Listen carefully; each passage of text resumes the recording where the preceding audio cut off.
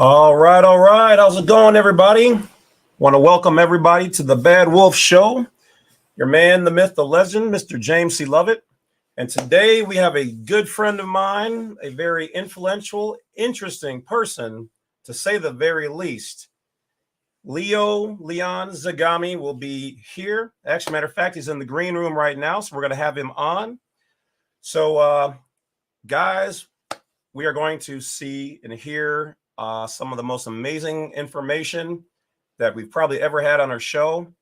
And without further ado, I'm going to bring the man on himself.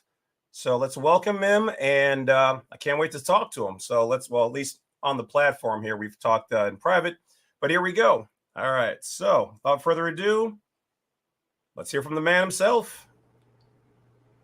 Thank you for having me on. How are you doing, brother? Oh, great. Oh, great. Today we are broadcasting after a very weird day for me because I was simply driving along in Palm Springs and suddenly at the crossroads I encountered Lady Gaga, one of the protagonists of my book, Volume 8. So it was kind of a particular encounter. At the crossroads, usually you meet the devil. This time I met Lady Gaga. But she was too busy in her car kind of fiddling with things, so she didn't even notice me. We were like facing each other at the lights, at the crossroads for a while. So she's apparently in town for some film festival. That's why. Oh, okay. But she's, of course, the protagonist of all the debauchery of the White House with Hunter Biden and a lot more, as we know. Yes. Kind of familiar with some of that.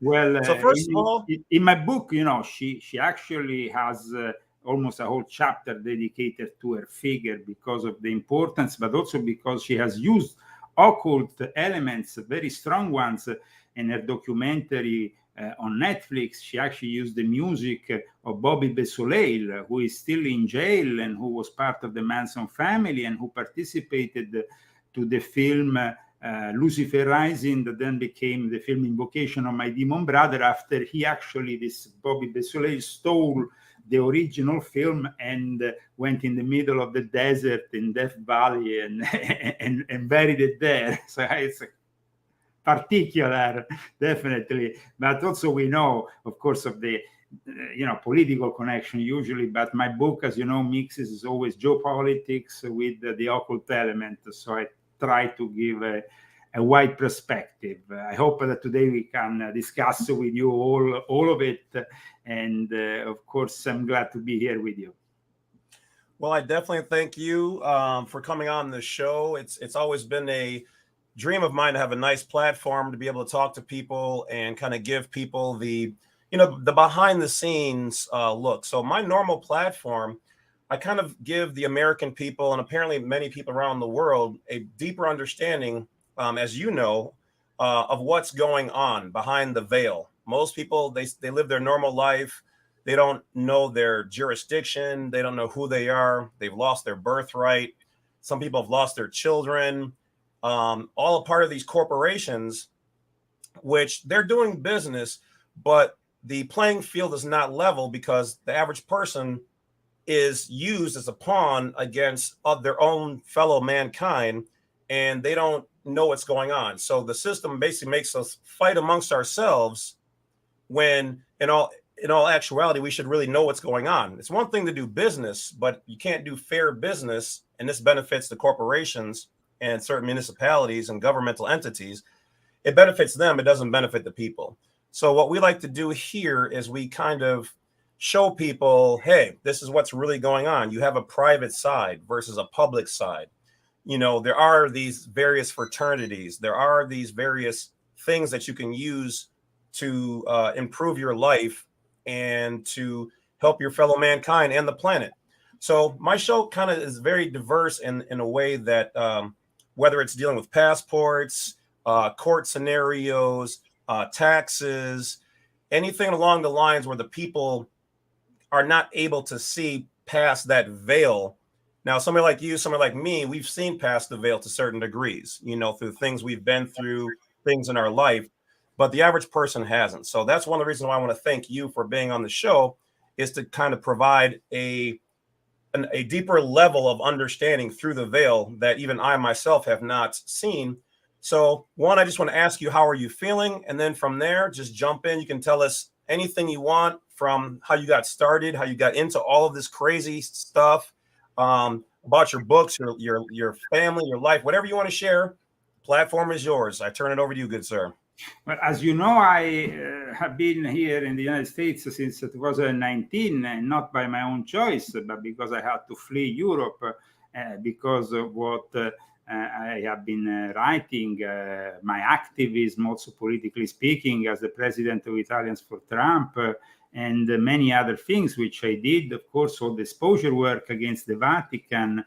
And so in the end, unfortunately, I had to flee my own country. So I understand completely what you mean with sovereignty, maybe of the individual, but at the same time, there is nobody on this planet who is literally free, because we all belong to the place that where we are born, because not only just as a physical location, but as, of course, a legal connotation that, of course, is connected to it.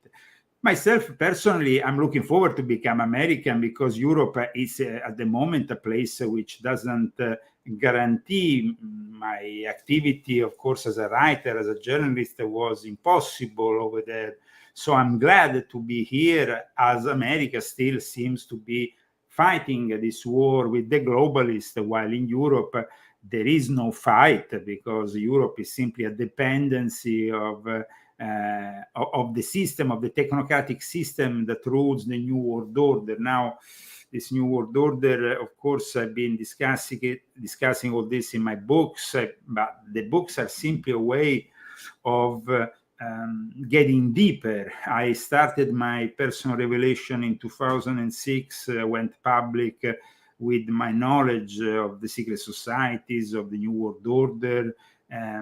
I denounced my previous past because I was fed up with certain compromises. And after that, I had the luck to encounter an investigative journalist called Greg Zismansky, who helped me at the beginning, as well as David Icke, who also started to publish some of my articles.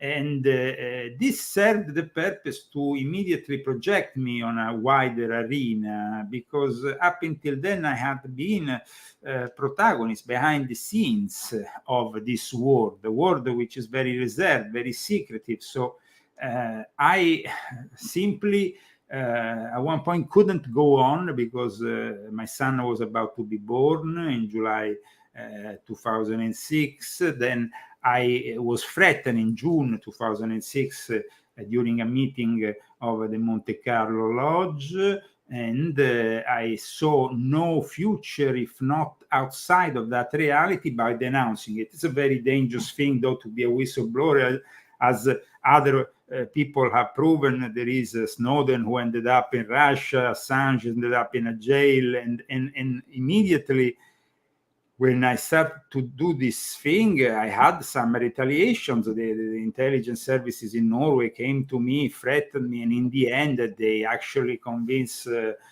my ex-wife to side with them so she could get a job, so the whole family could work, because they are involved with a Islamic sect known as the Gulen movement. So all this is the basis for my Illuminati confessions. They started online between 2006, when I was still basically living in Norway, and then they ended up, basically, the Illuminati confession ended up in being a sort of, it was an experience for me to actually be able to publish this stuff online, but it was in the early days also a very scary experience, because there were a bunch of trolls, people that threatened me left, right, and center. So I had my old friends who were now my enemies, and at the same time, I didn't really find friends within what was back then known as the truth movement. I found a lot of people that were criticizing maybe the fact that I had been involved with the Muslims, the fact that I've been involved with the Jesuits, the fact that I've been involved with Freemasons. They all had their own ideas.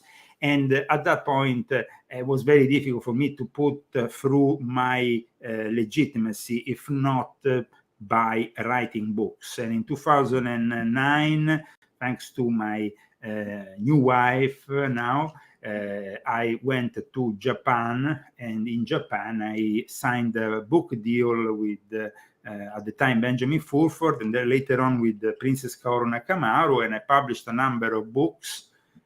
And up until 2012, only Japan was courageous enough to publish my books. However, Japan is a weird one, because Japan, you can actually publish everything, but when you start talking about them and their secret societies, then they completely block you. That's it. It's the end. And in my latest books, I started to do that, and they didn't really like it. So in the end, I was kind of forced just out of that. But I published 6 books, and I managed to actually have some very serious experiences, thanks also to Kaoru Nakamaru, who then came to Europe, and there was all these encounters with very important people that we were trying to convince at one point to side with us against this prevailing New World Order, which, of course, from the Second World War onwards has been American, but now is moving towards a Sino-Russian New World Order. And of course, America is losing ground because of internal enemies. And all this is very clear because we see it, of course, in the news every day. What is happening is not a novelty. America, unfortunately, is being destroyed from within because it poses a very serious threat to a whole new world order, which at the moment doesn't really have any opposition, because listen, there is no country that guarantees still the constitutional rights that we have in this beautiful country, the United States of America.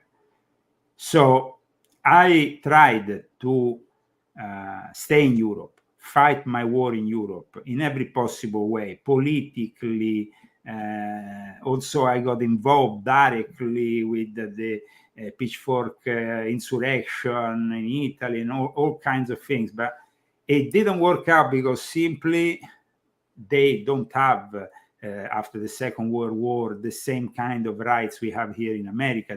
They can't have weapons. They can't defend themselves. They basically are just like any other country, like China, like Russia. Actually, Russia, there is a lot of weapons, but Russia is a mafia country. They don't want to mess with anything. I mean, it's like living in Godfather country, Russia. While in China is, of course, all controlled. And the first thing Mao Zedong did was to take their weapons. Now, this great reset was planned a long time ago. So I described the occult roots of it in volume 7, which I have here, which basically it's this book here, which not only talks about the usual things that everybody know about, Davos, Klaus Schwab, Harari. But okay, this book actually brings you deeper, makes you understand the roots of all this, where it comes from, all the lodges, the organizations, how the concept of think tank was born. It's also something I talk about in volume 8, but in volume 7, it's like I want to really show to the people how what is happening in Davos with the World Economic Forum is simply a continuation of an old plan that started with Adam Weishaupt, which continued with the League of the Just, Karl Marx, and then there is, of course, the Vatican and the influence that the Vatican has even on people like Klaus Schwab is enormous. And he himself admitted the most important moment was meeting Bishop Kamar. And in volume 7, actually, in the last chapter, I discuss this Pact of the Catacombs that happened in December 1965 at the end of the Second Vatican Council, this transformative moment for the Catholic Church.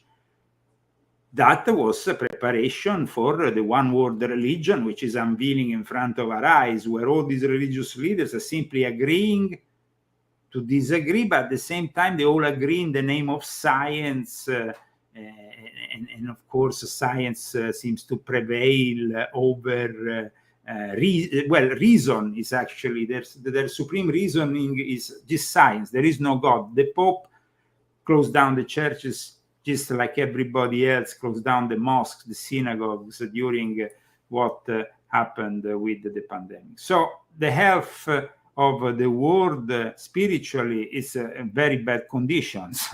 The world is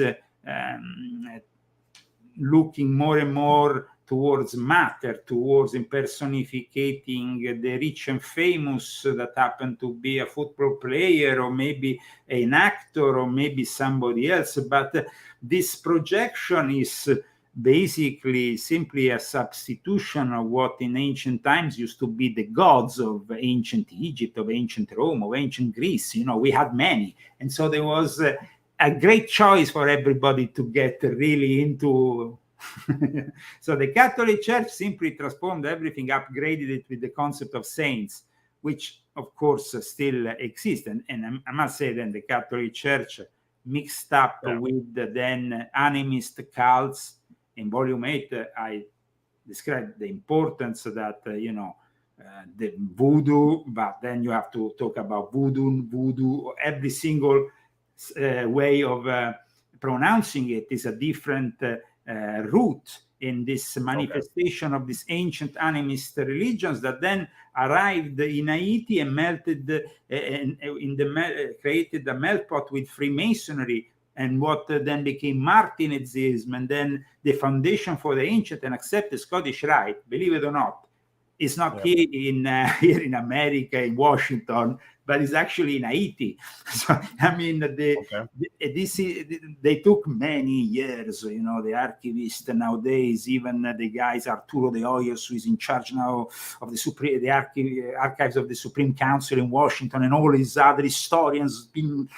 And in the end, they discovered that basically the guy who manifested all this manifested from a background which is very unusual, because we tend to think, of course, when it comes to Freemasonry, especially the ancient accepted Scottish Rite, we all know about the Templar link, no?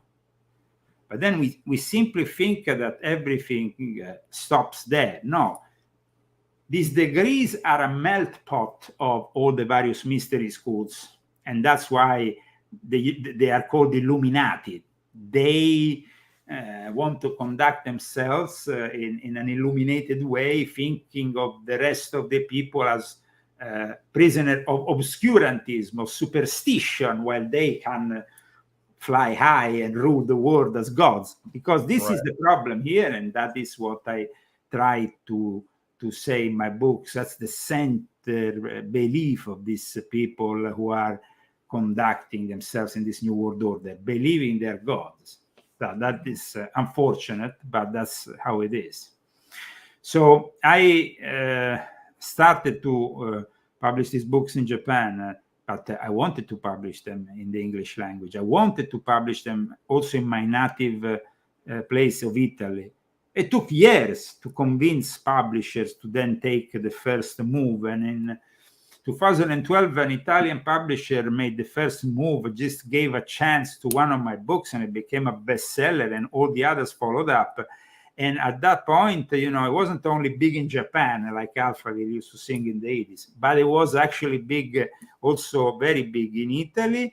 In Italy, though, the year after publishing something like 4 or 5 books, one after the other, becoming immediately very popular, because I could finally publish all the books that nobody was willing to publish before, I got involved politically. I got involved in activities that, of course, at that point wanted to simply manifest what I was writing in my books, because my books up until then were taken as just, okay, the guy is talking about the stuff, is interesting, we can eat a pizza and then laugh all about it and have a drink.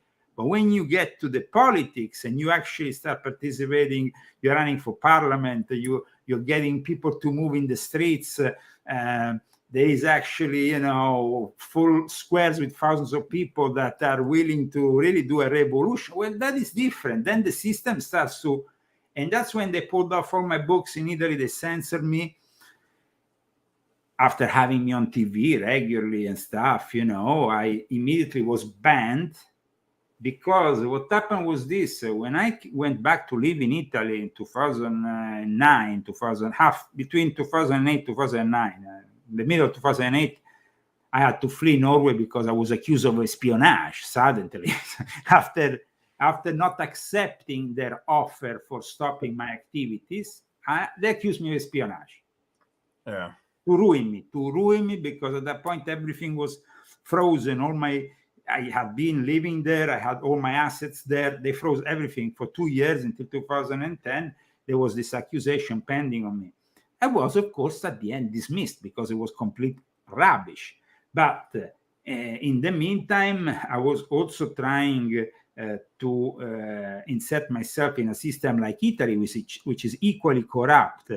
And they initially accepted me because the Academy of the Illuminati there just simply said, well, we will send you on TV, we will let you do this and that, just don't involve yourself in politics. Yeah. So, I was like, and that was, for me, my grandfather was a politician. I was born breathing politics in a way, like my father was a psychiatrist, but my grandfather was a big politician. So I had this, and then my family has this background for centuries of being civil servants of various kinds and of working at very high level within the courts of Europe. So okay. I find myself, unfortunately, dragged into politics naturally. I don't even have to do much to especially when I was in Italy. Here, I came as a political dissident. Here I am basically simply now, fortunately, I'm a green card holder. I'm a permanent resident of this great country, and I hope to become soon American, so I can live forever behind those times, terrible times in Italy. Because after I got involved and they started censoring my books, they started to threaten my life, the life of my wife. They went after me in every way possible. They locked me up, picking me up early in the morning, like they did with Roger Stone in the early months of 2014. They broke through the door and they did something that was shocking for my wife, who was, American and not used to this kind of things happening. Well, now they're happening also in America. Just kind of like we saw it happening in Europe, now we see it. But having said that, still, I am able to talk with you freely. I'm able to now conduct my Italian show 4 times a week with no censorship. In Italy, I couldn't open my mouth anymore. I will have police coming, slamming my door, threatening me, denouncing me, and they brought me to court for those books in the end. And I had to leave Italy because that first book that became a bestseller, volume 1 in particular, which had many editions, got to 5 and then 6 and 7. It's very successful book, I must say, in Italy. It was successful also here in America. I mean, it came out, but in America, it came out after. And why it came out after? Because what happened was that this book here, this is the new edition, but the first one came out around 2015, 2014, 2015. It was basically that in Italy, in early 2014, they had dismissed all my books. They had taken them off the shelves. They had basically, they wanted me bankrupt. So I came here to America. I stayed 3 months here in California. I was living in Long Beach, going in and out, commuting all the time with Hollywood, and with my friend Sean Stone, who introduced me to a lot of important people in Hollywood. He's the son of Oliver Stone. And thanks to him, I reached a deal with this publishing company that decided to believe in my project in the English language, which though they decided to believe in it, but still they wouldn't put at disposal a translator to do it like the Japanese did it. I had to do the translation myself with my wife, work on it for years, and to translate the 5 books that had been published in Italy and also in Japan, I took maybe 3 years to translate them and prepare them and make them sound and look like not translations, because that's the main thing. Everybody can do a translation, but to actually do a book that sounds, it's basically rewriting that book. So that's how it happened. With the latest book, Volume 8, is the first book which I actually published, and it's probably the only time I want to do it because this has been really difficult. 700 pages published in 2 languages at the same time, and it was a big success, of course, in Italian as well as in English. My main, but now, my book, where can they find your books? Is that on Amazon or you write it at your website? My books, yes, I can be found. First of all, I publish articles regularly, investigative journalist articles every week, 2 or 3 a week, at least, even more, and on lyonzagami.com. That is the website that most people should check out my work on. And then you find the links also to my books. Otherwise, you can go, of course, directly on Amazon and put Lyon Zagami. And this is basically, I think, the description of my work. And so I leave now the floor to you for asking the questions, of course, that you might be interested in. So now you do have a YouTube channel. I've seen you over there as well. But I used to have two of them, right? I have now a YouTube channel, but I had 17 YouTube channels removed. So I kind of like, I could have a much bigger YouTube channel, but unfortunately, every time now I go above 5,000, they boom, close it, remove it, and I have to start again. So I have a few channels, backup channels, emergency channels, and we just try to survive the censorship. But Lyon Zagami has been one of the first people to be censored on the internet, even before Alex Jones. And in fact, the problem was that when they censored Alex, also they censored a lot of my material, because, as you know, I worked with Alex for several years. But I also had censored a lot of other stuff, because on the internet, they started to censor my first Facebook account already in 2008. I had already like 5 different accounts that were removed by 2012. I mean, this is like a long time ago, and they would censor me for things that nowadays obscure. I mean, I was discussing like artificial intelligence and being critical about artificial intelligence, and they would simply boom scrub off my whole Facebook, and it was weird. And it was weird also when I got involved politically. I remember one day I went to a protest in a square, and suddenly I was surrounded by some people who threatened me to get out that square, because they were, of course, people who were probably they were agitators. They were paid by the Digos, which is like the security police in Italy, the internals. Okay. It's like sort of FBI, and basically these guys threatened me. I got on the car, and suddenly my Facebook account was obscured for like 3 hours after I had gone on TV, because they had done a live connection with me with Rai Uno, which is like the main Italian TV channel, state channel, and I had talked about a topic that for them was forbidden. It was the 12th of December, and I was talking about the killings of Piazza Fontana, which were connected to the Secret Services, Gladio, and all that. And they didn't like that, because it was bringing out all the stay-behind operations and all the things they didn't want me to talk about. So that's it.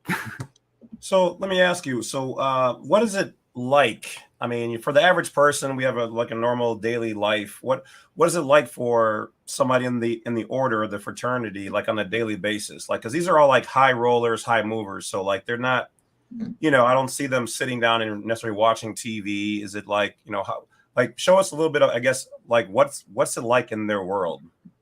Okay, when I personally was in the realm of the secret society network, we commonly referred as Illuminati. And some people say I'm saying a lot of things, but I'm not saying anything. Well, this time I hope I'm saying something. I get it. No, but No. It's when I was in the Monte Carlo Lodge, you are in the Principality of Monaco. Our meetings used to happen in a private lounge, which was inside the Casino of Monaco, which is one of the most exclusive places in the world. You have to be a billionaire, if you want to lounge out there. That's for sure. Okay. The Principality of Monaco is a very exclusive setup for sure. And it's also the gathering of secret societies from Italy and France that kind of converge there, because it's a principality that since the time, everybody knows, since the time of Grace Kelly, who became, of course, married with the Prince of Monaco, kind of he launched this place as a resort that can also be used for, laundering money, we can say that, or maybe taking in a lot of money. I mean, we're talking about a sovereign nation, the Principality of Monaco, which is this small, on a little hill in the south of France. But there is links that go, to knighthood orders that go back hundreds of years, both from the actual royal family of Monaco, and of course, there we used to have the meetings between the Priory of Zion, which, of course, and this I have to make it clear, was never born hundreds of years ago, but actually in its modern emanation in the 1950s as a sort of cover-up for a P2 operation.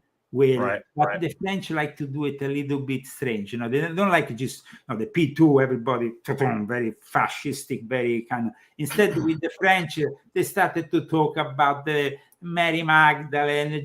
They like to launch people in a charade of mysteries, so they lose it all and they don't understand what is happening. But behind the scenes, basically, is a cover-up for a lot of intelligence operation, geopolitical operation. So when you ask me, what do these people do? They hang out in their yachts, they hang out in their castles, but they also, of course, because when you have a lot, I mean, I'm talking about a lot of money. I'm not talking about nouveau riche. I'm not talking about those people who go there and hang out, or, after they have a few $1 million and they think they're making it big in money. No, I'm not talking about those people. Here talking about like old money, right? Old money. Very, very old money, Yeah. So when you have all that kind of power and money, your interests are diverse. You don't have the interest of the common man. So what are we going to do today? Are we going to have a tea ritual, a Chinese tea ritual with the water that costs $2,000 a liter that comes from a little village in China that makes us so young? That is the kind of thing they do. Are we going to go to Moscow tomorrow morning? Tonight we're going to be in Stockholm. Tomorrow we're going to be in Rome. Then maybe we can be in New York. That is how it works. Okay. So when I said no to all this, I said no to a lot of money. And that's why today, of course, I have proven what I had to prove, because in my books I brought out all the documents, all the stuff. And so, I mean, when you write thousands of pages and you show to the people what you know, then it's a little bit difficult to debunk. This guy's a fraud. No, but that is, why after the first few years of the internet, and I saw the kind of censorship on the internet, especially, I mean, I had my own website in 2008 hacked by the Turkish intelligence and started to talk all Turkish. Then I had things like that happening, apart from being removed from social networks or being censored in general. I mean, I remember the first thing that shocked me was when I went on this Project Camelot thing, and suddenly after a week we had something like, I don't know, a few 100,000 views, like 5-6 already, Then after 2 weeks, it went backwards to 200,000. And I was like, something is not right here. Something is not right in this system. And we were in 2008, something. So I mean, it was a long time ago. And already, so for me, writing a book is a different thing, because in the book I say, okay, fine. I give you the photo of the guy, they show you the document, the details, the sources that have to be accurate, and they have to be credible. So most of the time I take them for the archives and the academic and the most boring people in the world. But that's where, I have to go and dig to find these mines of information and make it at the end credible for everybody, because then you can actually go to a university professor, say, Lyon Zagami has made this book. Then he goes and he sees there is over 1,000 citations from credible, because the last pages are all citations, just like in volume 8, all citation from credible sources. And these citations also avoid me being sued, because when I write a book on volume 8 on Hollywood, and you don't want to have any problem, because here I'm talking about the lodges in Hollywood, I'm talking about the producers, the actors, but also the power players behind the system. So you want to be very serious about everything. And of course, this is the way I operate, because I have a background also as an investigative journalist. Why? It's very important to make people understand. The Illuminati have always used investigative journalists and journalists as a cover-up for intelligence activities, or other kind of cover-ups. In my case, I also had the cover-up of music production, DJing, that permitted me to go from one town to the other, one city to the other, without anybody asking. And the more cover up, the more ways you have to cover up your activities. In certain environments, you don't want to appear.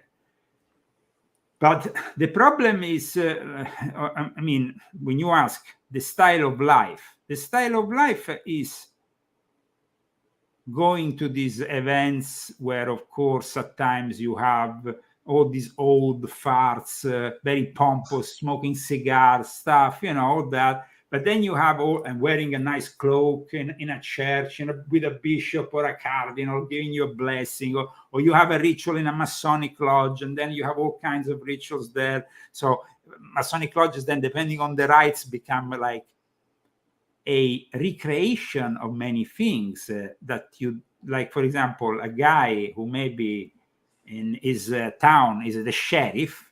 He goes inside the lodge and he can be a knight.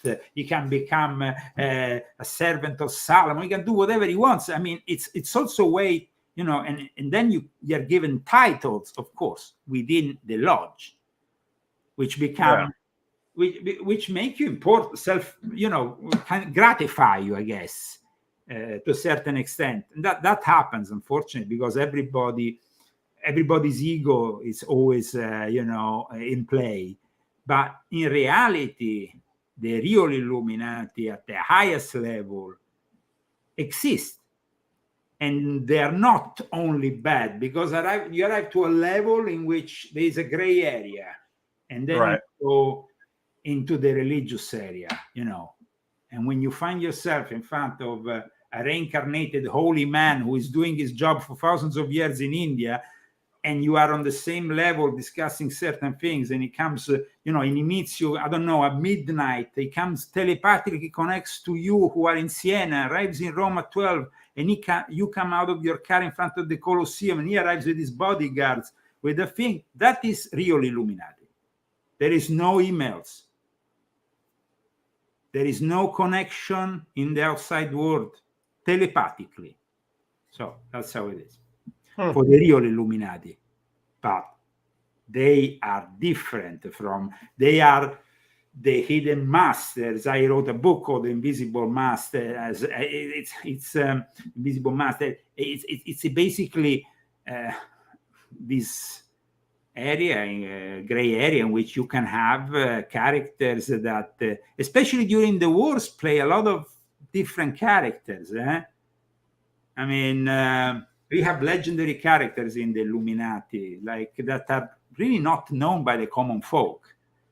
I discussed one of them on Saturday when I was discussing on my show, The Occult Roots. Basically, I was discussing Nazism practices during the Nazi era, all the Nazi connections, after having analyzed the roots, also the Nazi practices. And there was this guy called Treblich Lincoln.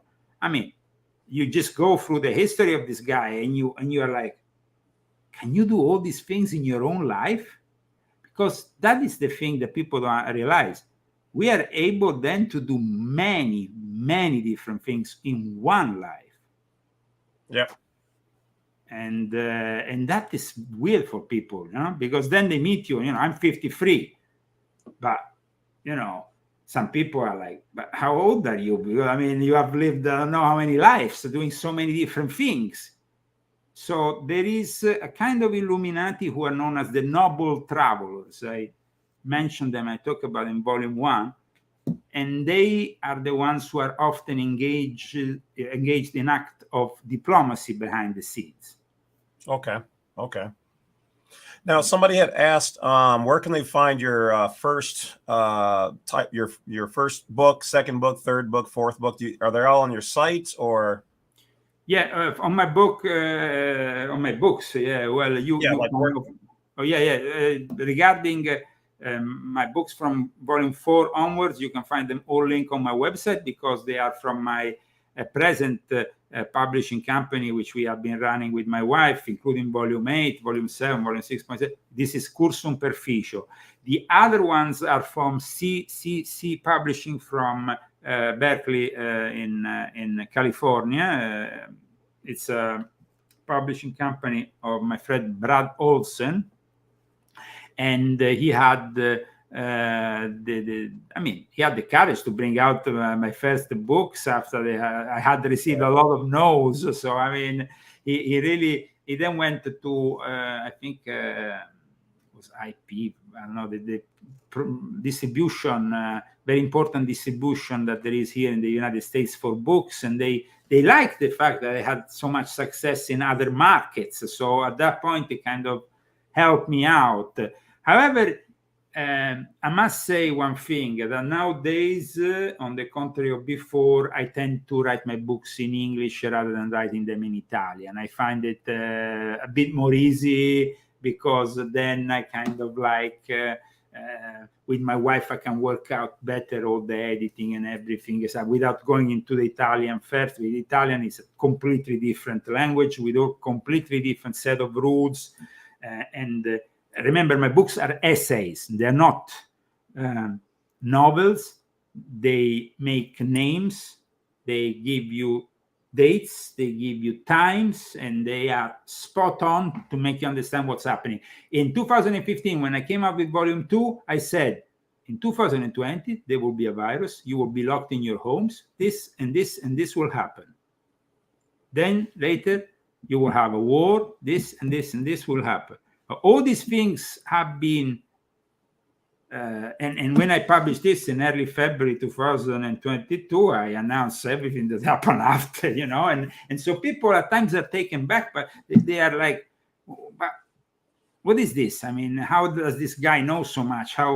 It's simply because we are going towards the culmination of a plan that is going on. This is stuff that goes back hundreds and hundreds of years. It's not just simply, it's like when I was discussing Saturday the fascination of the Nazis for the occult. If people think that the Germans suddenly wake up one morning and they were all fascinated with the occult, that's BS, because they have been fascinated with the occult since the Rosicrucian, the Illuminati. They have every single Masonic possible order doing this, that, and all the other.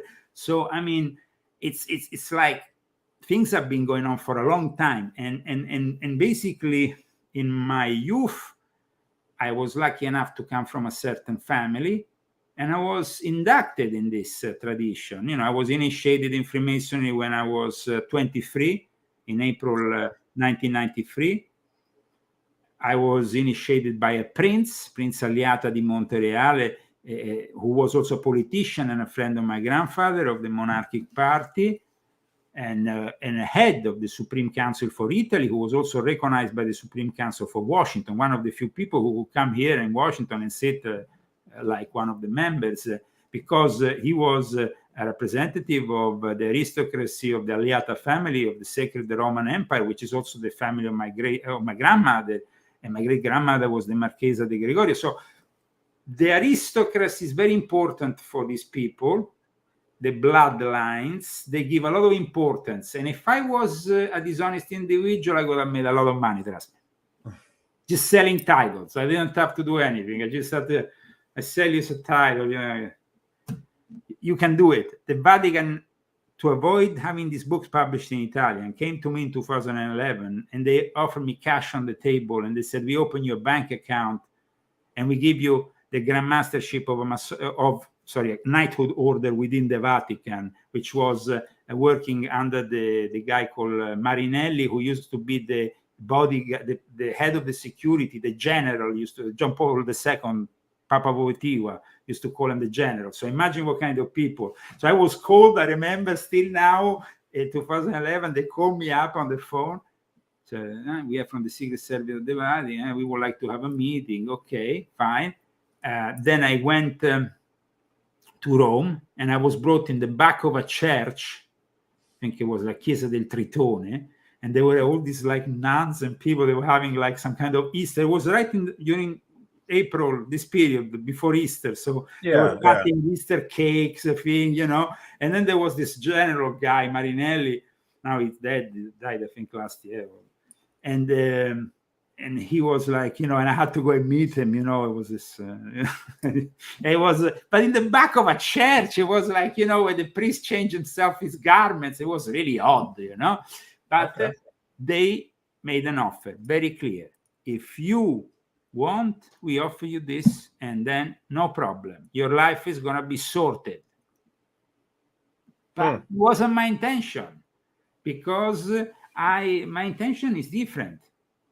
I'm not navigating in gold. If people think that with my books I will become rich, well, it doesn't happen, because I'm not Dan Brown, and my books are, of course, serious books.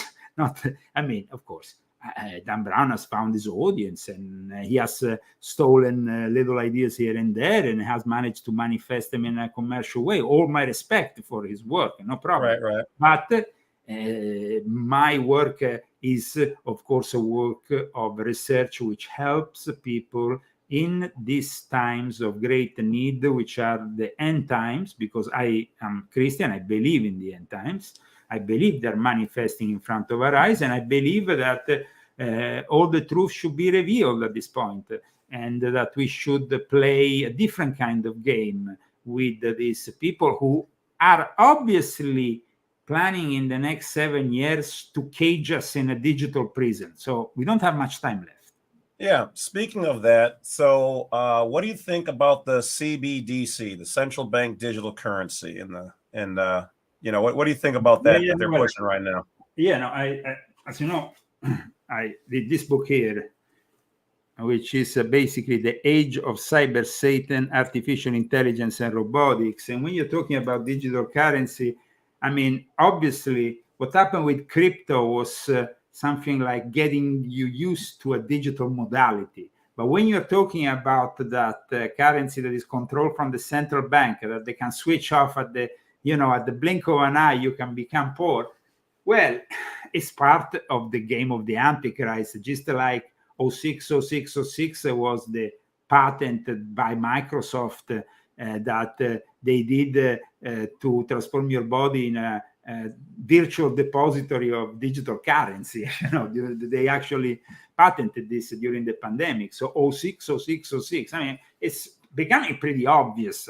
They are becoming pretty obvious. It's not because they don't hide it anymore, you see. And that's, when I came here in 2014 for the first time in California, it was my first time in California. I've been in America other times, but never in California. And, I heard about, Hollywood, the Illuminati, this. But as I'm myself, I've been member of many secret societies and all that. I wanted to actually see it with my own eyes what was true about it. Right. And I was shocked. And I was shocked of how they were becoming more and more obsessed, and also without any shame. Right. Let's bring it out. Let's bring out million horror movies with 1 million satanic symbols all together, because that's it. Well, the average person, they find it all to be entertaining. And unfortunately, a lot of Americans, myself included, like, thrillers and things of that. So when they see this, that's kind of taboo, it gets an excitement and a rise out of people. So they capitalize on putting a lot of information right in front of people. I mean, and the average person doesn't, they just chalk it off as entertainment. They don't, you know, somebody, sorry to interrupt you, but somebody Very here good. is a specific question. Will we need to invest by gold? Absolutely. Absolutely. I mean, I don't believe that cryptocurrency is the solution. I was offered cryptocurrencies by people working with George Soros 10 years ago when I could have bought a Bitcoin for $5. I mean, and I, you know, and I didn't get it. I didn't want to join that kind. They literally, two people, and I remember my wife still remembers this. They came from this party, this you know, Soros founded. They came a lunch with my mother in my mother's house, and they offered me to buy with 1,000 euros so many bitcoins, and now I could be a multi-mega millionaire. But the thing is, I will have sold my soul to the devil. I believe that the CBDCs is simply another tool of the devil. Cyber Satan, as I call him in this book, and like I continue then the Cyber Satan in this book, because the symbology here also is very important in my books. Analyze the symbology. And when you see this came out February 2019 to February 2019. February, not 2020, 2019. So there was no pandemic in the air. This is the symbol. So, and of course, the symbol. It's a symbol that is also used in Freemason. It's a symbol that, right. And in fact, this is me in a Masonic lodge with that symbol. Yep, the serpent on a stick. Yep, of course. So there is, of course, a situation in which we have to decide what to do in the next few years. We will have to abandon the cities that become smart cities, which means everything smart is simply satanic. Substitute smart for satanic. So that's what I say in my book. Satanic phone, satanic car, satanic house. You want to be in the hands of Satan? Well, make your home smart, and suddenly you hear voices and things, and Cyber Satan is gonna have you in his control. And of course, in the next few years, then there is that transhumanist move in which they're gonna bring part of the machine inside you, let alone the microchipping, but all the rest, and that's it. And then you are sold off to the system. Yeah. So one of the things I want to address for the people watching, I've been looking at some of the comments. So first of all, for you guys watching, you guys have to understand that, one, I've asked Leo not to talk too in depth about certain things so that my channel that you guys like doesn't get bothered. Okay. So all the, talk about this, and this, and in a certain context, that's not for. We don't want this channel to become like my 17th channel. Yeah. So I have to be gentle. Yeah. I had to celebrate basically every time a ceremony. It was like when you bring a guy to the cemetery every time a channel was removed. So to make sure that my channel is okay, and you guys already who watch me know how my channel has gone from my beginnings, and I had to fight to get it back. So we have to be gentle about what is discussed. And also, out of respect for Leo, if you guys do want deeper information, he's got no problem with that. Reach out to him at his website or buy his books. Okay, so you can get the finer details. It's important that people know you can't really put hundreds of pages of a book in a 1 hour and a half of content on the internet. Guys, if I start reading this book or this other book or this other book, it will take hours and hours and hours. So books are one thing. What we're trying to do here with you, who are doing, of course, an excellent job, I think. First of all, because you are surviving the censorship, because, of course, now we know what triggers the algorithms, guys. The algorithms is Cyber Satan way of oppressing us. So this has to be very clear for everybody. We don't know for how long we will be even allowed to say what we're saying, because America is gradually losing all its freedoms. And we are at an unprecedented time in history here in American history. So we have to pray for the future of America. We have to pray for the future of a country that was born out of people who really believed in real Christianity in practice, not only in theory. They wanted to live Christ, and for that reason, they went on the Mayflower. For that reason, they left countries that were fighting, and where they thought, we want to put into place our way of life. And they managed. They demonstrated to the rest of the world how successful you can be by implementing these values. And now, of course, Satan wants to destroy it.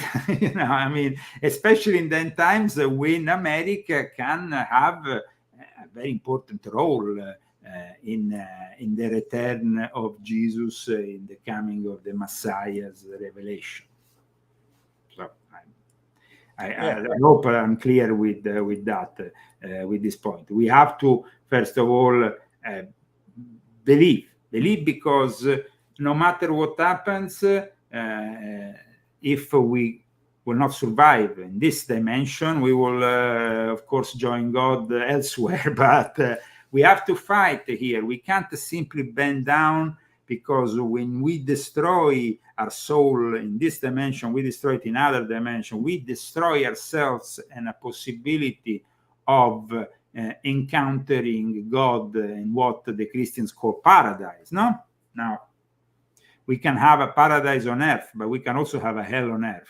And this is true. I think that the decisions that we will make in the next few years, and that's why in volume 7 especially, I advise people to create micro communities in places isolated from the smart cities, from the smart resistance that wants us to believe everything Silicon Valley brings out from China and the reverence. And then, of course, China will have the control of everything, because by 2030, with all these idiots who are feeding data on TikTok, the cyber Satan in China is becoming more and more powerful than any other in the planet. Trust me, by 2030, it takes over the planet. So ISO Jetpack 229 says, Leo, what's, from being involved in the orders, what's the biggest thing you took away from it? Well, first of all, it depends which orders. Now, when it comes to Freemasonry is not a secret society, but a society with secrets, which gives you an indelible initiation. You can decide not to practice anymore Freemasonry, but like all initiation is indelible. So, yes, you can be inactive, or you can decide that you don't agree anymore with the tenets of the order. The people who represented, personally myself, I don't agree with the Grand Lodge of California, or because it's filled up with occult idiots from the OTO, Satanists of all kinds, progressives who hate Trump, okay, whatever. This is basically Freemasonry.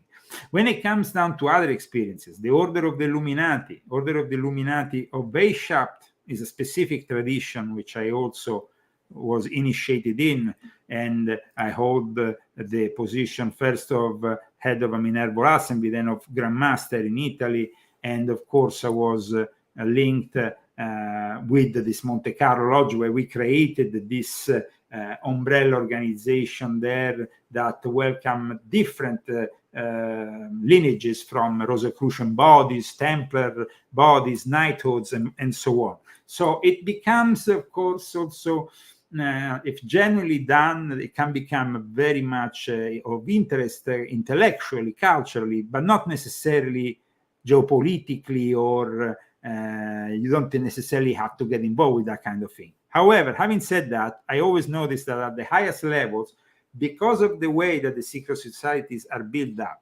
because of the activities that they pursue, you have secret societies of a religious nature, of a political nature, of all kinds of nature. Now, this distinction I made in a document which is unprecedented, which I published in volume 1 of my confession, which is a very particular document that explains how all these different societies operate, okay? The topology of the secret society. So the experience that I had with the Rosicrucians is another experience. I had it with the Fraternitas Rosicruciana Antigua, and it was to a certain extent, a pleasant experience. Of course, Okay.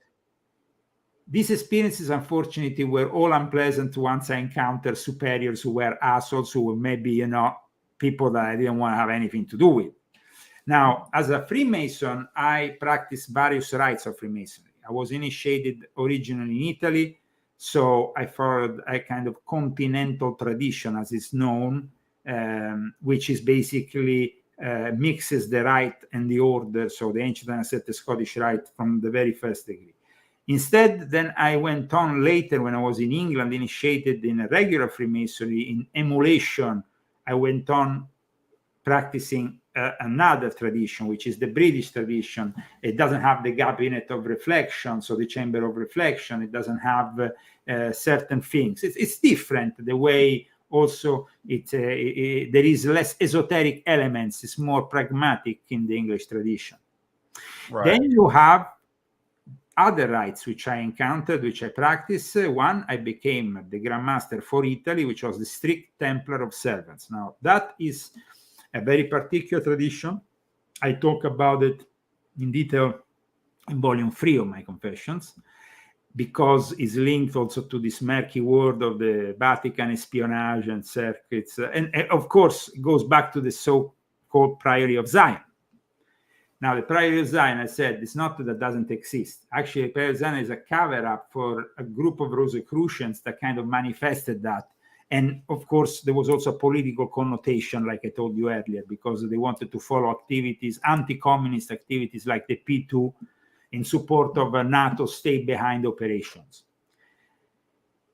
I was brought up in stay-behind operations because when I was 19, I got called for the army. In Italy, actually, I got called.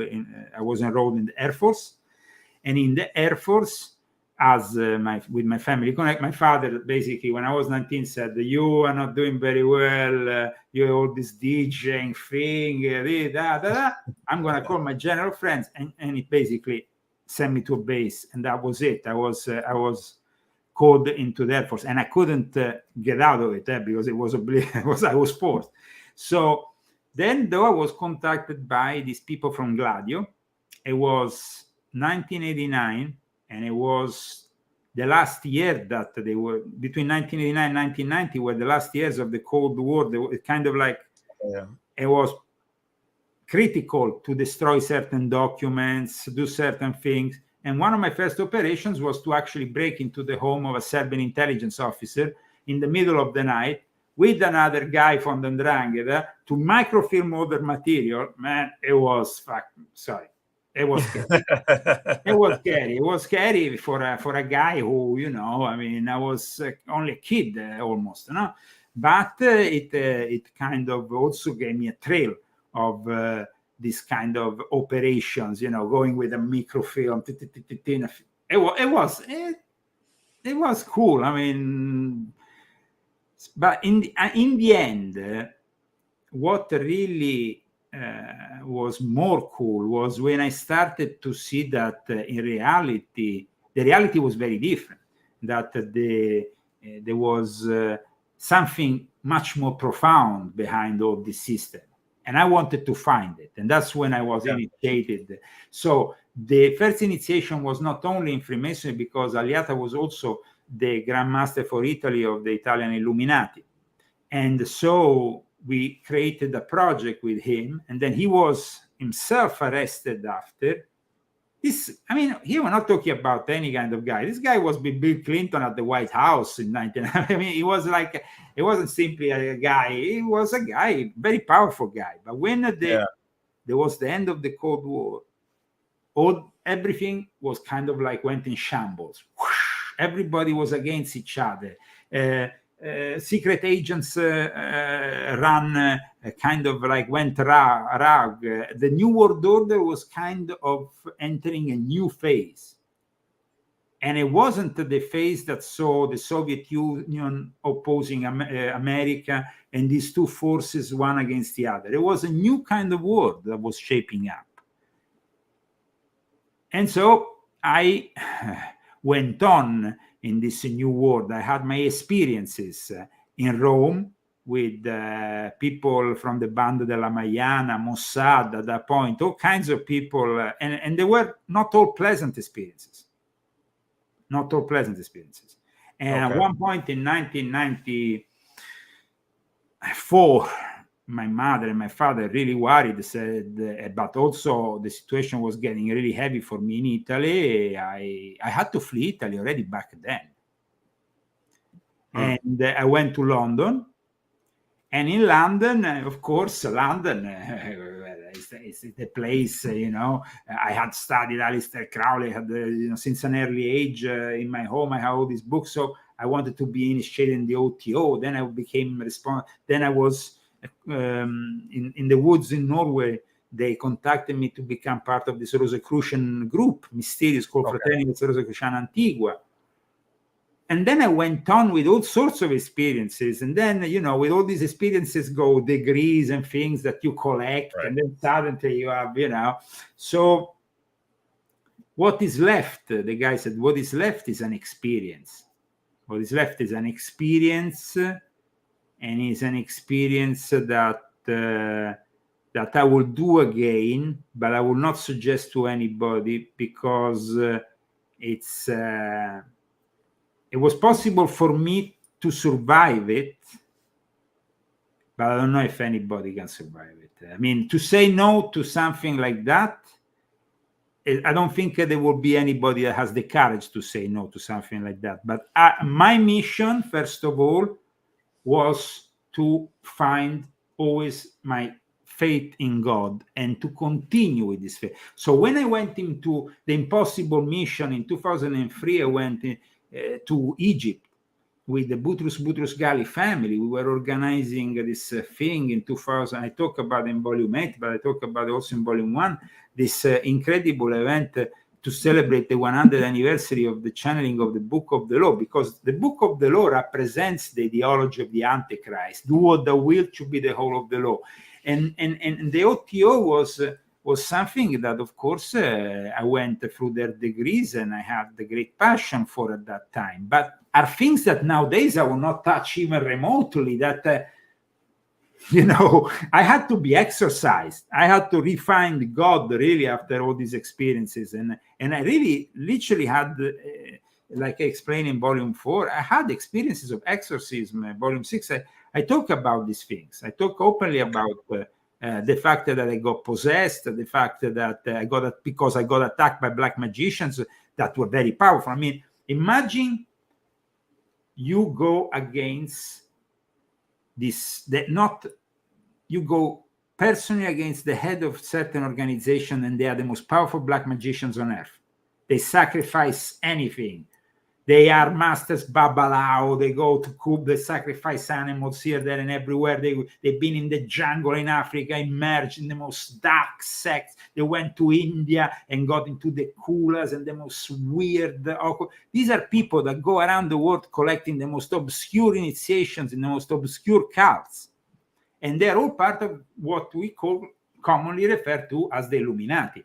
But it's not so simplistic. The actual order of Adam Weishaupt himself it's in itself lasted not so long. Then there was many others that followed, because Adam Weishaupt said, once we are persecuted, we simply change our name.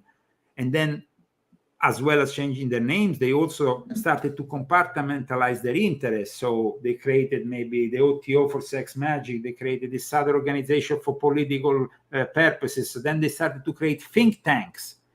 And then they went out of the realms of secret society altogether. They created basically these very reserved clubs, like the Round Table, and then later on the Bilderberg Club. And, they don't need to put all these...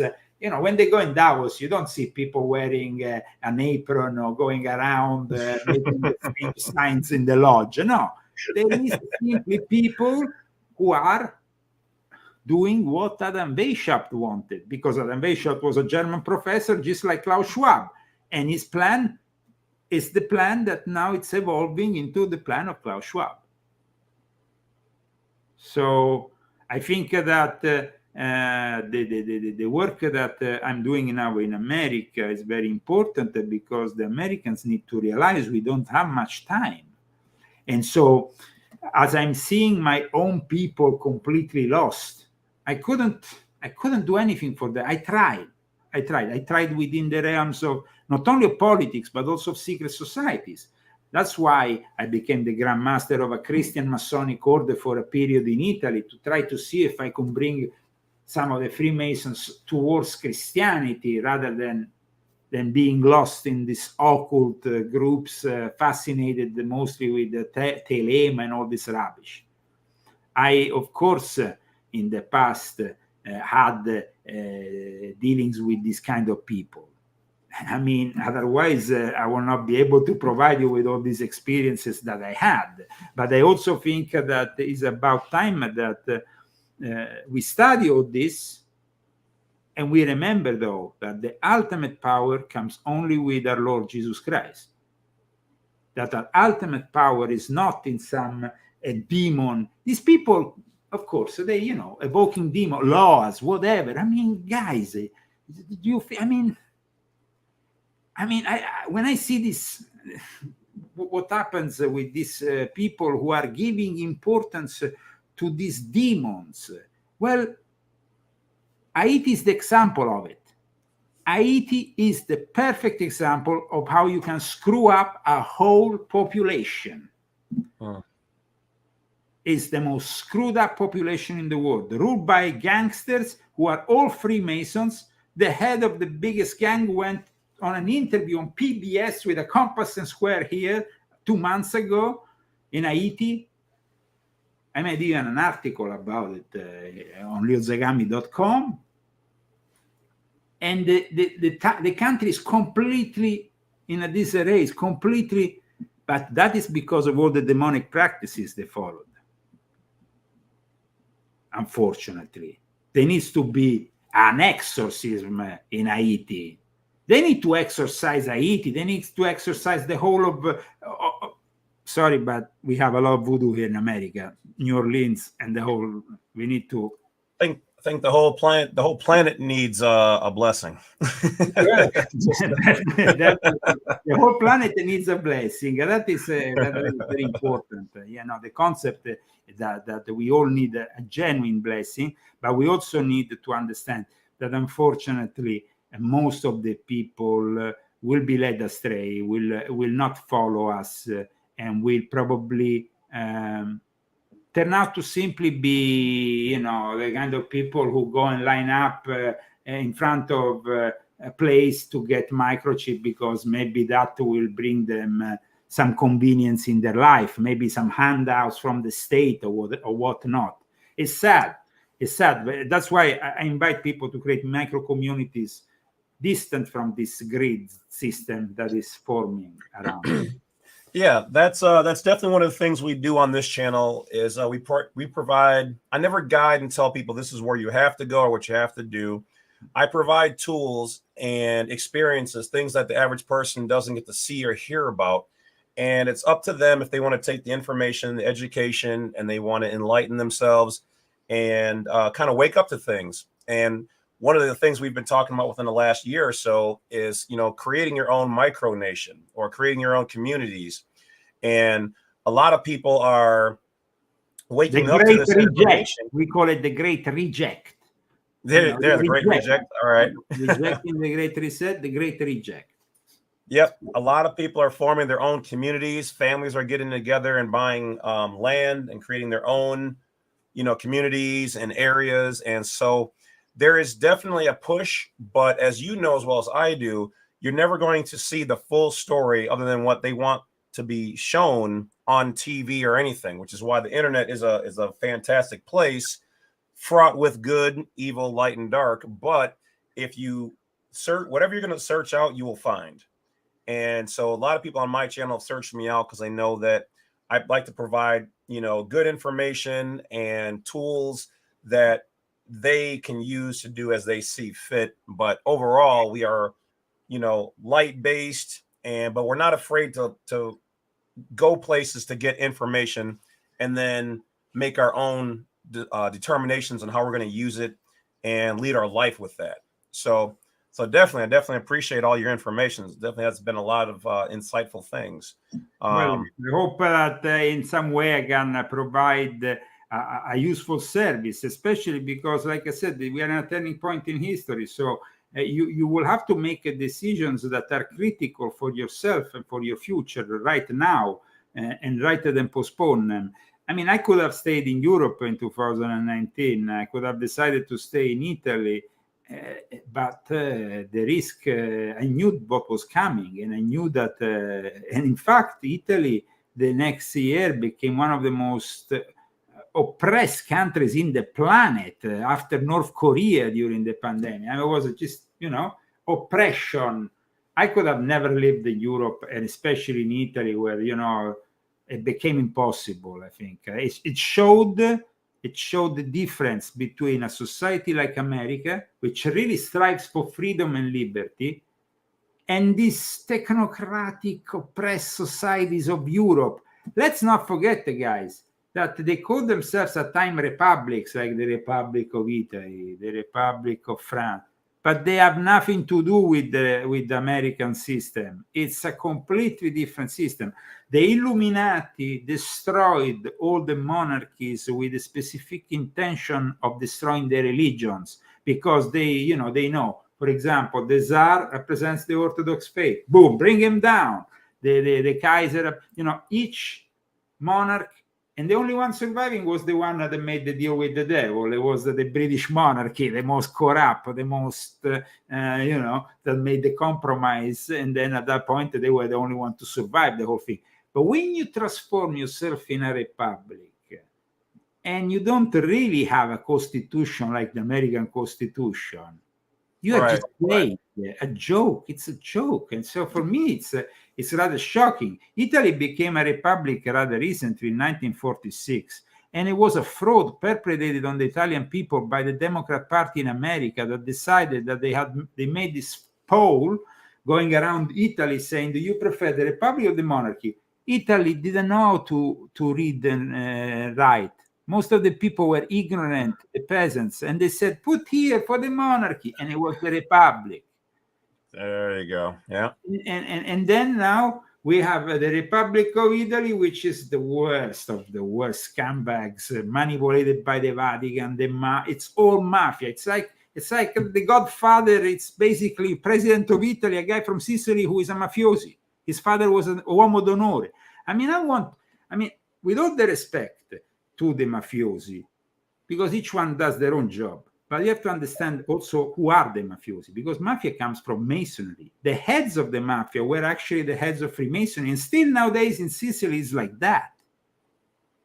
So there is a very profound culture. People think that being gangsters, they watch the movie Don Corleone, they watch The Godfather Part 3, and they think they have seen it all.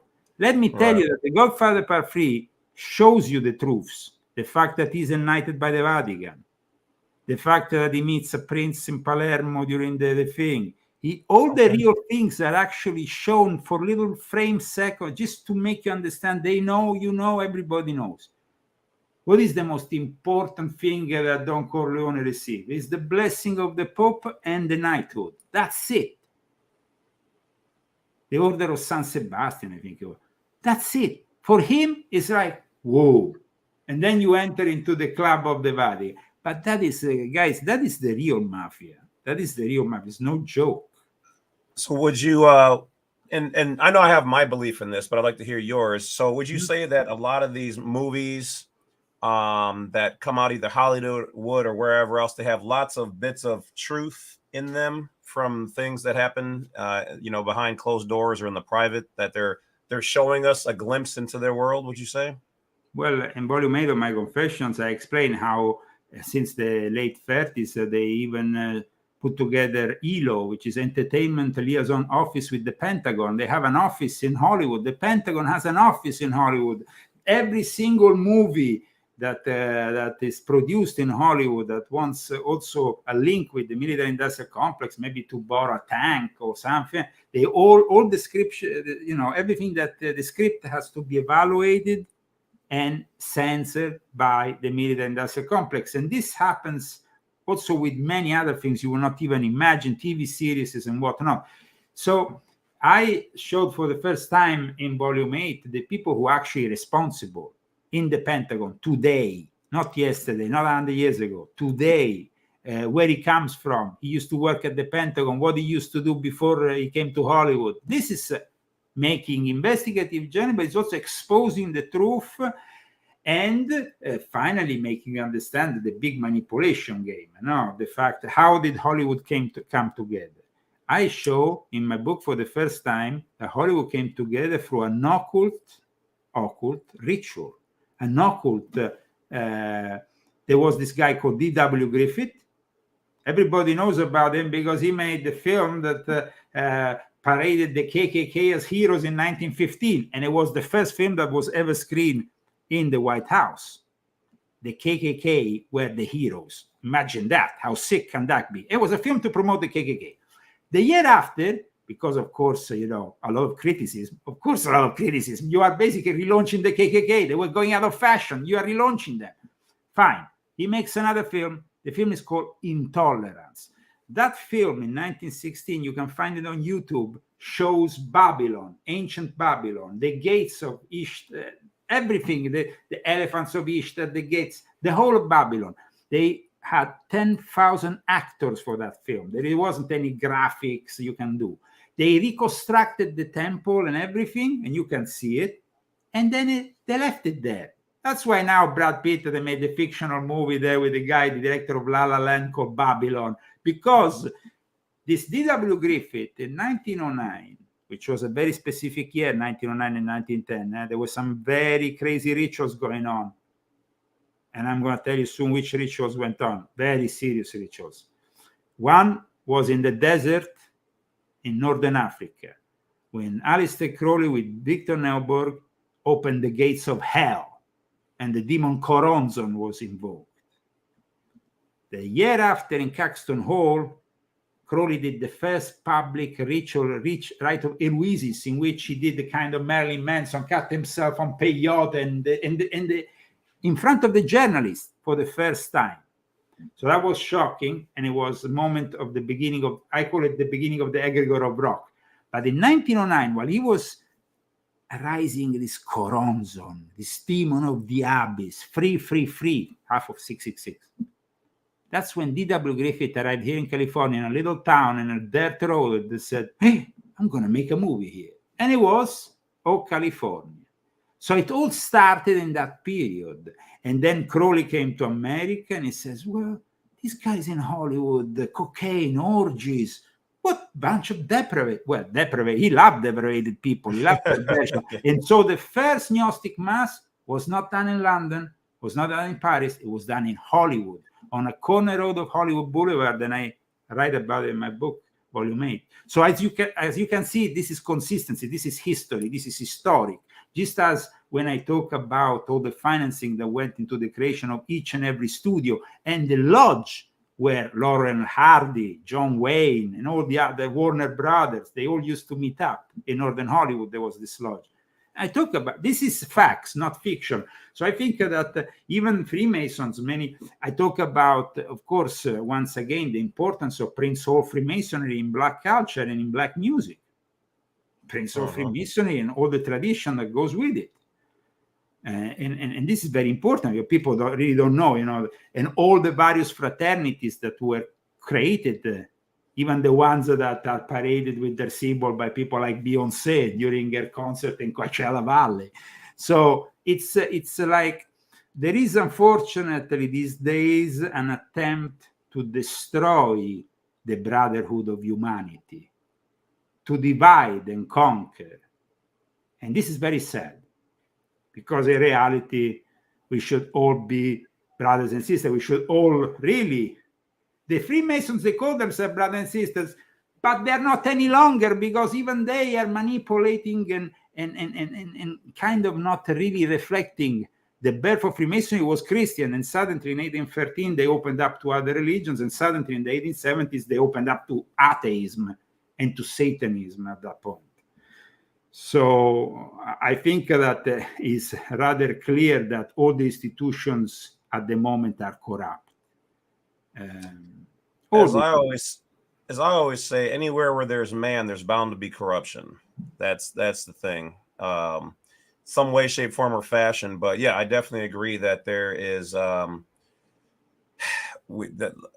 a lot of things going on, and until we do like stuff like this where we educate the people so that they can get the information to even know what's going on, whether it's on a spiritual level or whatever, that they can at least wake up to the information to be able to protect their kids, protect themselves, know what's going on, resist it, to be able to identify friend from foe, good from bad, because otherwise it's not an easy task, even from the very early beginnings of Hollywood. It wasn't an easy task. When you have a guy like Charlie Chaplin, who is seen by everybody as the great hero who gave the great speech on the dictator and everybody loves him. No, he was a pedophile. He was a pedophile, like many others in Hollywood. And it's there is some dark secrets behind this world of glitter and fame. And that's unfortunate, but that's also the truth. However, today we have tried, I think, to bring certain truths to your viewers. And I know they're hard to accept at times, because it's hard to accept that everything is manipulated and everything is, and that basically we are treated like cattle in like numbers. But I think that if people have reached you and they are viewing you and they are following you, they are at least willing to learn more and to maybe exit the matrix that is surrounding us. Yeah, that's the biggest thing, is just getting the information out there. And if they want deeper information, once again, they can here, let me make sure you get your slide back up there. They can definitely reach out to your website and grab the books. I highly recommend them. And once again, I think somebody said that they were also available on Amazon. Is that true? Yes, absolutely available on Amazon. They're all available on Amazon. And, like we the people, I mean, we have a great tradition here. 1776 is definitely a very important date. And it was a choice to do a republic rather than a monarchy. Right. But there is something that I address in the last chapter of Volume 7, which is very important, I think, for all people to realize. This is a republic on which we stand with an expiry date. The return of Jesus, who is king. He's not president. There's no election. There's no impeachment. There is no BS. There is at that point a monarch. And it's very important that we have a monarch soon, because if we don't get a monarch in the next 7 years, we are going to be wiped off the face of the earth by communism. Communism is led by dictators who are going to be there for decades, like Xi Jinping. Dictators are basically now ruling our world. Vladimir Putin is laughing at us. We are the laughing stock, because a republic on which we stand is a great experiment, but the founding fathers, they actually created this constitution in defense of something really precious, and we are not doing enough to protect it, because we are disrespecting. We are putting the president, an former president, in front of a charade like we are seeing tomorrow. This is complete shame for what they're doing to the figure, the office, the higher office in this land. You think this is possible? I mean, this is like, but it's a charade that is very dangerous. The results might be in the future civil war. Yeah, there's definitely a lot of things going on. The biggest part is that the average American doesn't know what's going on. And, much like in the book, The Art of War by Sun Tzu, it's, confuse the masses. If you have people, if you entertain them, like Caesar said, if you entertain the people, give them bread and entertainment, and, they're not going to revolt. They're not going to know. So, yeah, that's the biggest thing. So I see we're pretty much out of time, brother. But I just want to let you know that if you want to finish up with any last couple of things, and then we'll close her down.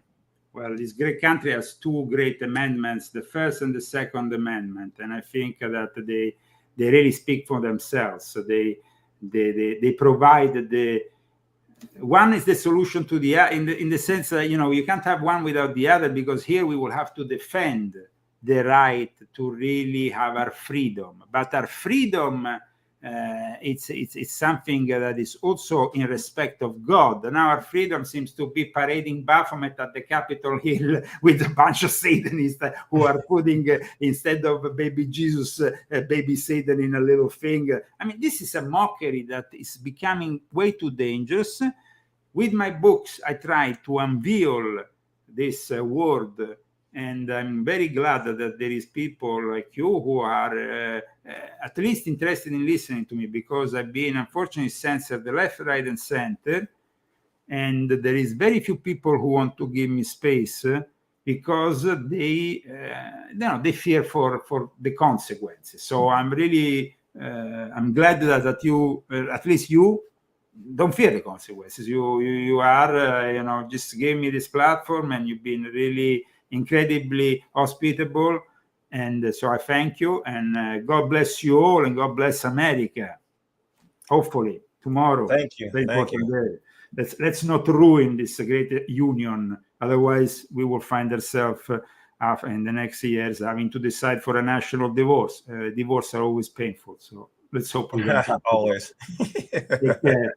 All right, Leo, thank you for coming on the show. I definitely appreciate you, and I'll be in touch with you, brother.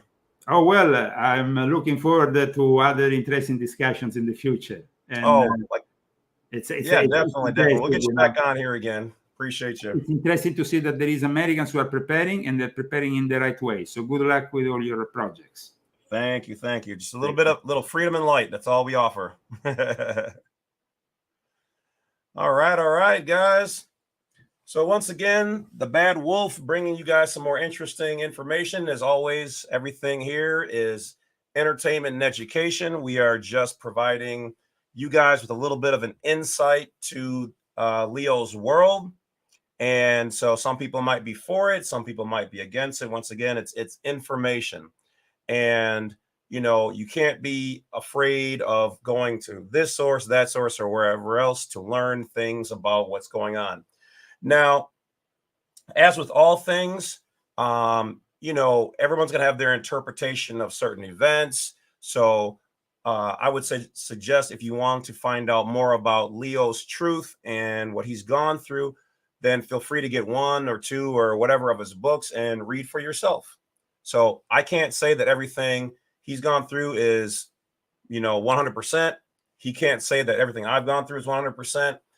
All we are is people on a path that we've been exposed to certain life things, and whether you guys want to believe them or not believe them, like my life and sharing it and what I've gone through, there's no possible way I can convince everybody what I've gone through is legit, or what I'm even going through now, or what I'll go through tomorrow, or what you guys have gone through. I'm sure everybody out there has been through things that if you say, hey, this is the most crazy thing I've been through, there's always going to be somebody who doesn't believe it. Doesn't mean it's not true. So much like, the Bible, I wasn't there, he wasn't there, you guys weren't there. So we read these things. So all I'm suggesting to you guys is that you take my information, his information, and whoever's, and just research it, put it to thought, and continue above all else to appreciate your life, everything you're going through, your struggles, and understand that other people out there might be going through struggles, but that these things are real to that particular person. And so above all else, govern yourselves accordingly and make sure that you guys are living the best lives you can. Try to stay out of danger and harm's way and BS and drama and all the rest of that. Unless you're into that, that's fine. It's your life, which is the biggest takeaway I want to give you guys about my channel, is that I want you guys to live whatever lives you guys want to. Just be the best you possibly can. Take care of yourselves and each other. And as always, every once in a while I will throw in things that are not exactly on my channel's direction, but I like to ebb and flow with different information every once in a while, because, you know, that's what life is. And it's about, you've got a plan, you've got a direction, a line of sight. You think you're gonna hit that point, and then something diverts you off. So that's just keeping it real. So as always, guys, thank you. We'll probably be on next week, same bat time, bat channel, and we'll be back to all of our normal things. But I know for one, having met him and through a mutual a friend, and for him to reach out and to be able to talk to somebody who's got different experiences, it's always been something I've always wanted to do, you know, is to be able to have somebody on. So this definitely was a blessing to be able to talk.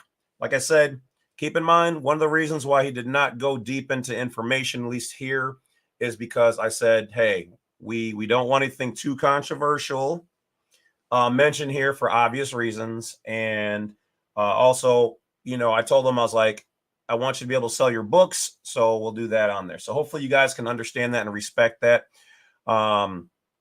He does have his website up, or at least it was up. So if you guys want to reach out to him and ask him some more questions, feel free to email him. You know what I mean? He's not hard to find on almost any of the platforms. So that was one of the things I wanted to do is for you guys to, you know, reach out, ask. I mean, he's not hiding. If he was, you know, not trying to do any of this, he can't, you know, it's kind of bad to go on a YouTube channel if you're trying to hide your information of who you are and what you've claimed. So that's it, guys. Take care of yourselves. Not a terribly late show tonight, but an interesting one nonetheless. And as always, just providing some education, some entertainment, but wanted to, oh, Corrupted's got it up here. So we'll put the link, that up there. So there's his site. You guys can reach out and contact him, email him, get books, whatever you want. And just to keep it real, I don't get paid from any of that. And he took the time out of his day to come on the platform. So I appreciate anybody who shares their time, information, and especially all of you guys. You know, thank you guys.